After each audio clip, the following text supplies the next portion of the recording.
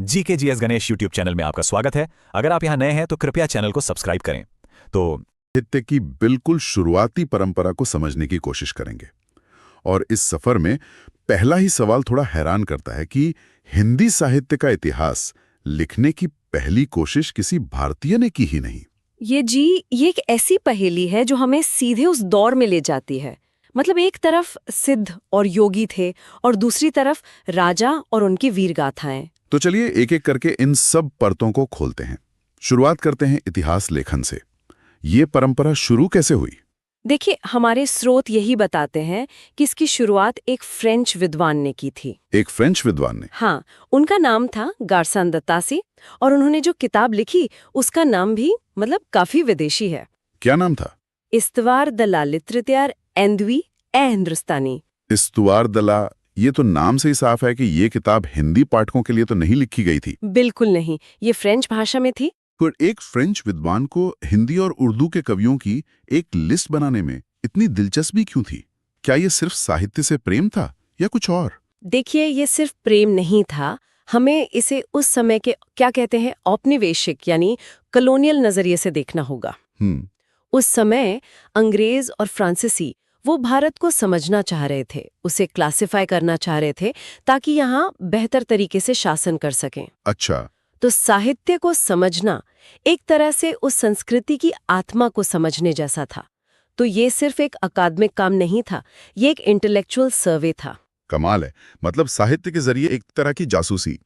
खैर, इस किताब में था क्या? यहीं पर मामला और भी दिलचस्प हो जाता है। ये किताब 3 हिस्सों में छपी थी।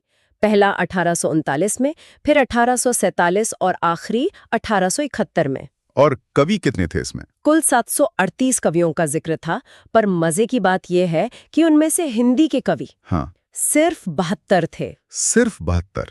जी, बाकी सब उर्दू के थे। इससे ये भी पता चलता है कि उस समय उनकी नज़र में हिंदी और उर्दू में ज्यादा फर्क नहीं था। वो इसे एक ही हिंदुस्तानी भाषा मानते थे। ठीक है, ये तो कवियों की संख्या हो गई, पर उन्हें किताब में रखा कैसे गया था? और वही इसकी सबसे बड़ी कमी थी। तासी ने कवियों को उनके जन्म या समय के हिसाब से नहीं रखा। तो फिर?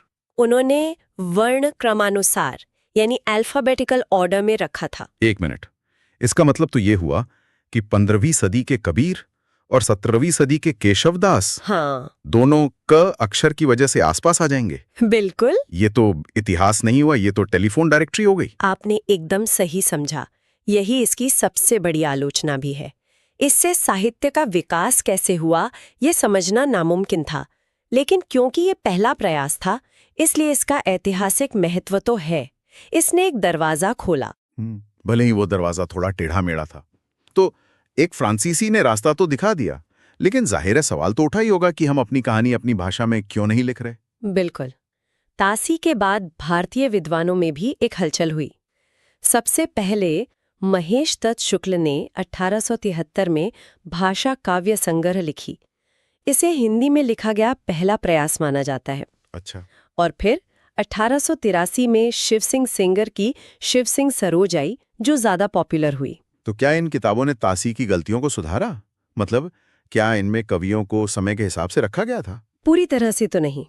उनमें भी एक वैज्ञानिक तरीके की कमी थी, लेकिन उन्होंने तासी से कहीं ज्यादा भारतीय कवियों को जगह दी और एक आधार तैयार कर दिया। तो असली बदलाव कब आया? असली बदलाव तब आया जब मैदान में एक और विदेशी विद्वान उतरे। एक और विदेशी? हाँ, एक आयरिश विद्वान जॉर्ज ग्रियर्सन। पहले फ्रेंच फिर आयरिश। हमारी कहानी हम तक पहुंचने में वाकई काफी घूम कर आई है। ग्रियर्सन ने क्या अलग किया? ग्रियर्सन का काम एक बहुत बड़ी छलांग थी। उनकी किताब थी the modern vernacular literature of Hindustan. और ये किताब तासी की किताब से कैसे अलग और कह सकते हैं कि बेहतर थी? 2 बड़े कारणों से। पहला, इसमें कवियों की संख्या ज्यादा थी, 952। लेकिन दूसरा और सबसे महत्वपूर्ण कारण था व्यवस्था। व्यवस्था मतलब? ग्रियर्सन ने पहली बार कवियों को कालक्रम के अनुसार रखा। उन्होंने साहित्य के इतिहास को अलग अलग युगों में बांटा। इससे पहली बार एक ढांचा मिला, एक विकास की रेखा दिखाई दी। इसीलिए इसे हिंदी साहित्य का पहला व्यवस्थित इतिहास माना जाता है।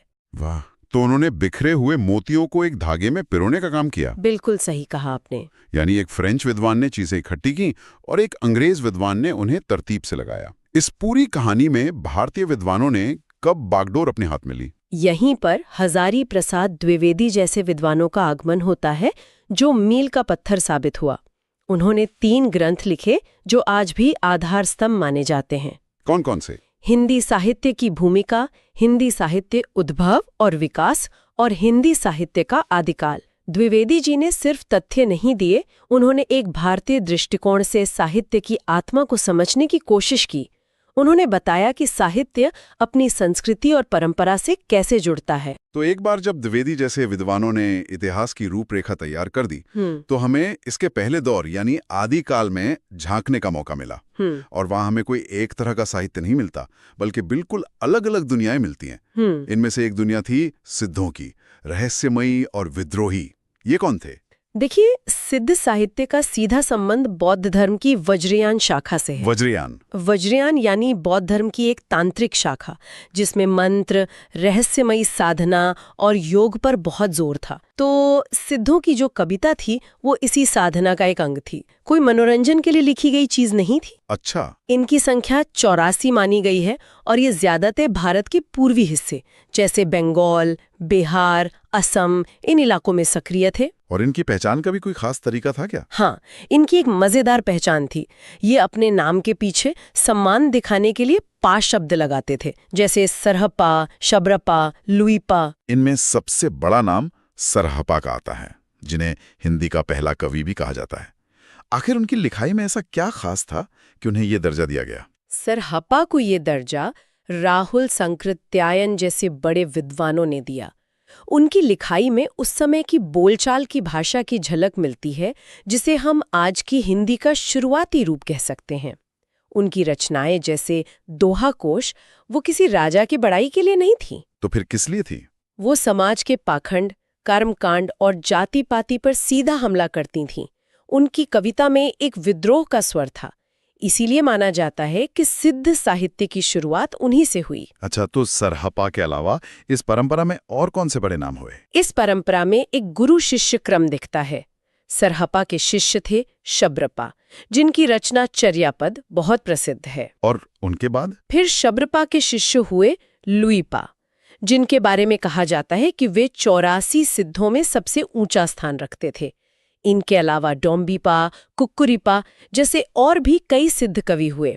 कुक्कुरीपा, ये नाम तो बड़े अजीब हैं। क्या इन नामों का भी कोई खास मतलब होता था? हाँ, अक्सर ये नाम किसी जाति, काम या किसी खासियत से जुड़े होते थे। ये दिखाता है कि ये लोग अकादमिक पंडितों की दुनिया से नहीं, बल्कि आम समाज के बीच से आए थे। तो सिद्धों की इस रहस्यमयी और विद्रोही दुनिया से निकलकर हम आदिकाल के एक बिल्कुल अलग माहौल में चलते हैं।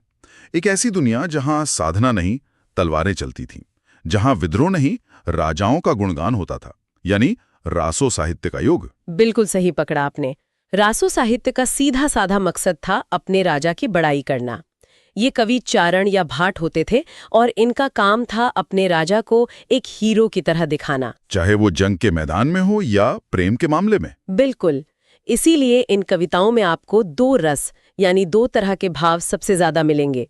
वीर रस यानी बहादुरी और युद्ध का जोश, और श्रृंगार रस यानी प्रेम और सौंदर्य का वर्णन। तो मतलब तलवारों की खनक भी और घुंघरुओं की झंकार भी। एक तरह से हाँ। और इसके रासो नाम को लेकर भी कुछ अलग अलग विचार हैं। जी, आचार्य रामचंद्र शुक्ल ने इसे रासो कहा और इसी के आधार पर इस पूरे युग को वीर गाथा काल नाम दिया। वहीं हजारी प्रसाद द्विवेदी मानते हैं कि यह शब्द रासक से निकला है, जो एक तरह का नाच गाने वाला काव्य रूप था। जब भी रासो साहित्य की बात होती है तो एक ग्रंथ का नाम सबसे पहले आता है, पृथ्वीराज रासो। इसे इस परंपरा का सुपरस्टार कह सकते हैं ना? बिल्कुल, ये इस परंपरा का सबसे प्रसिद्ध और विशाल ग्रंथ है। इसके लेखक थे चंदबरदाई, जिन्हें हिंदी का पहला महाकवि माना जाता है, और उनकी इस रचना पृथ्वीराज रासो को हिंदी का पहला महाकाव्य होने का सम्मान मिला है। इस महाकाव्य के बारे में एक कहानी ये भी है कि ये अधूरा रह गया था। जी, माना जाता है कि चंदबरदाई इसे पूरा नहीं कर पाए थे और बाद में उनके बेटे जलहड़ ने इसे पूरा किया। इस महाकाव्य का एक बहुत ही महत्वपूर्ण हिस्सा है कैमास वध, जो इसकी कहानी का एक अहम मोड़ है। पृथ्वीराज रासो के अलावा एक और रासो ग्रंथ है जो आज भी लोगों की जुबान पर है, खासकर उत्तर भारत में, परमाल रासो। हाँ, परमाल रासो अपने असली नाम से ज्यादा आल्हा खंड के नाम से मशहूर है। इसके लेखक जगनिक थे। ये आज भी बुंदेलखंड और आसपास के इलाकों में बारिश के मौसम में बड़े जोश के साथ गाया जाता है। इसकी लोकप्रियता अद्भुत है। और इसके नायक कौन थे जिनकी कहानियां इतनी पसंद की जाती हैं? इसके नायक थे 2 भाई, आल्हा और ऊदल। ये चंदेल राजा परमाल देव के महान सेनापति थे और उनकी बहादुरी के किस्से ही इस पूरे ग्रंथ का आधार है। तो पृथ्वीराज रासो और परमाल रासो के अलावा भी क्या इस तरह के और ग्रंथ लिखे गए? हाँ, कई लिखे गए, जैसे दलपति विजय का खुमान रासो या नरपति नाल्हा का बीसलदेव रासो। इनके अलावा भी हम्मीर रासो और विजयपाल रासो जैसे कई छोटे छोटे रासो ग्रंथ मिलते हैं। तो ये सभी ग्रंथ मिलकर ये दिखाते हैं कि उस दौर में वीरता की कहानियों को काव्य में ढालने की एक बहुत मजबूत और लोकप्रिय परंपरा थी। बिल्कुल, जो अलग अलग राजाओं और क्षेत्रों में फैली हुई थी। तो आज हमने हिंदी साहित्य के इतिहास को लिखने की कहानी को समझा, एक फ्रेंच विद्वान की पहली अधूरी कोशिश से लेकर ग्रियर्सन की व्यवस्था और फिर द्विवेदी जी के सांस्कृतिक नजरिए तक। और फिर हमने आदिकाल की 2 बिल्कुल विपरीत धाराओं को देखा, सिद्धों का वैराग्य और रासों का शौर्य।